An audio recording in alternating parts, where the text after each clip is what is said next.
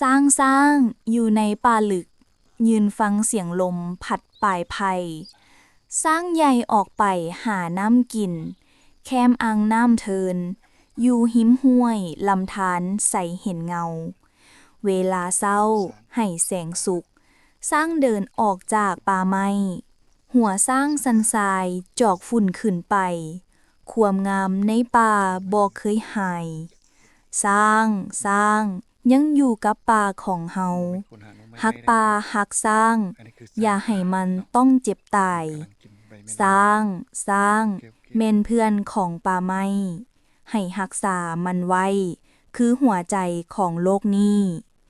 เวลาคำมาแสงเดือนดาวลงส่อง